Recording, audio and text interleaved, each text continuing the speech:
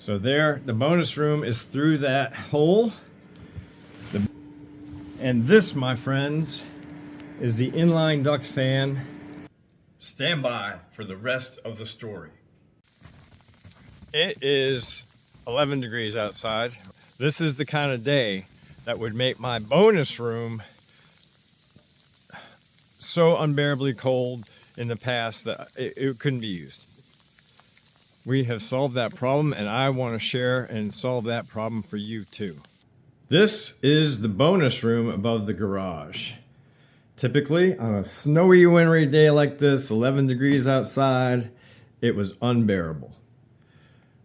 It would be 50 to 55 degrees in here, easily. And now, after making this adjustment with an inline duct fan, 70 degrees.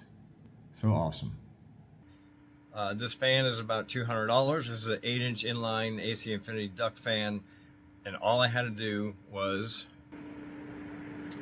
cut this duct with a pair of scissors, put it in line, connect both ends. Very straightforward. Has some power. And then connect it to a controller. And this is where the controller is that's connected to the fan. It's also connected through Wi-Fi. So here it is. And we see that it's 91 degrees in that duct because the heat is running, and so therefore the fan is blowing. The problem is not that a new furnace would not have solved that problem.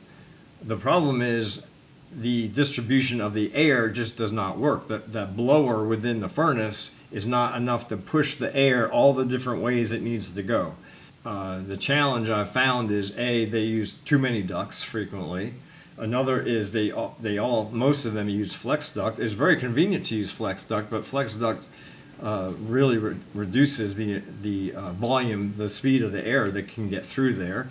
And the other problem is too many nooks and crannies and bends that the ducts have to travel, and so frequent they're just not installed very well. And so a whole host of combination of things. Bottom line is you're not getting the airflow. So go take your coldest room, okay? Get yourself one of these fans as a test. I have 19 of these fans in my house. Use the link below, grab yourself the one you need, the 6-inch, 8-inch, and drop a comment. If you have a room that you've given up on, drop a comment below. I would love to hear from you.